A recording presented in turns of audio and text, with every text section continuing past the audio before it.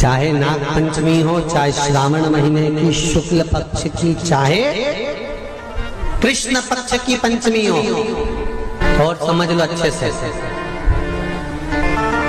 श्रावण महीने की पंचमी के दिन देवाधिदेव महादेव पर चढ़ाई गई शमी पत्र आस्तिक मुनि का नाम लेकर, कौन से मुनि?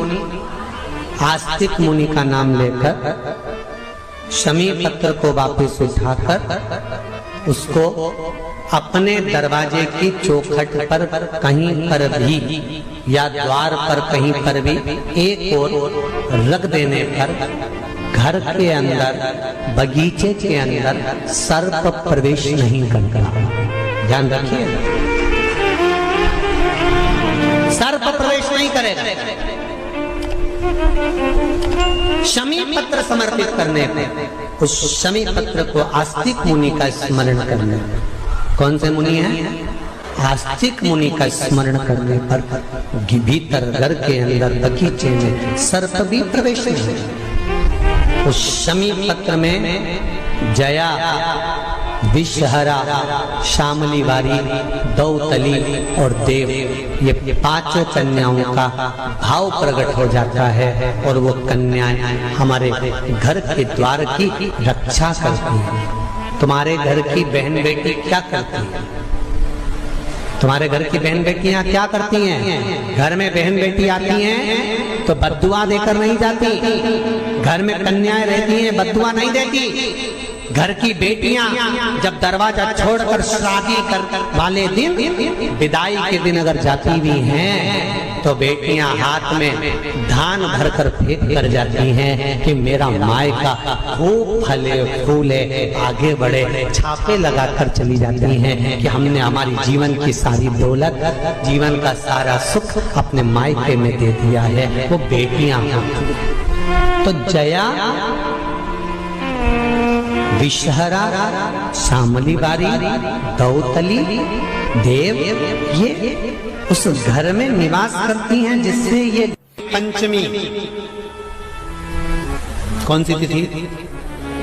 पंचमी, चाहे वो शुक्ल पक्ष की हो, चाहे वो कृष्ण पक्ष की। श्रावण महीने की पंचमी के दिन शंकर भगवान पर जिस परिवार के व्यक्ति का कांवड़ जल हमने बताया है आपको, जरूरी नहीं है कि डंडा बांधकर 2 कावड़ के जल के लोटे लेकर जाओ, आप अपने हाथ में भी 2 पात्र लेकर जा सकते हैं।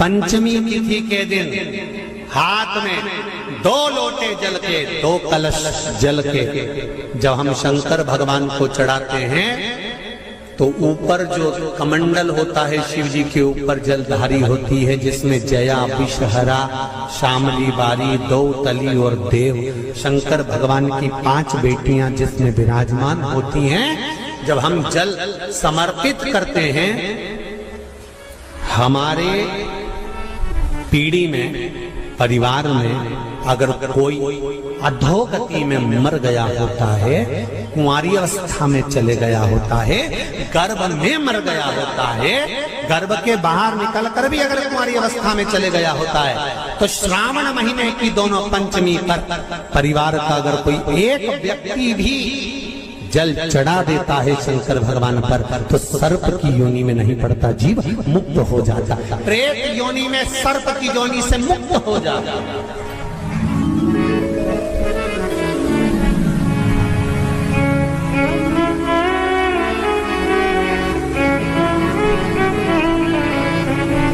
महाराज,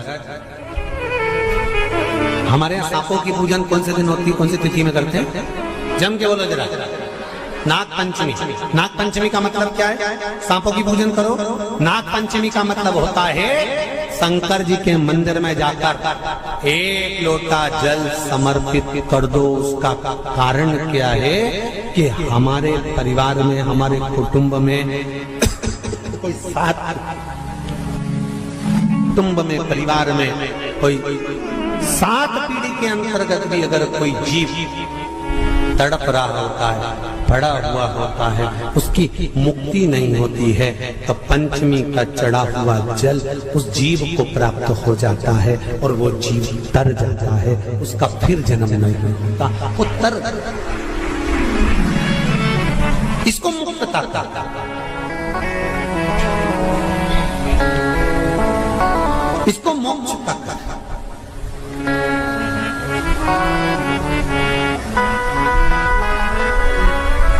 ये मोक्ष इसी को कहेंगे कि ये मुक्ति। महाराज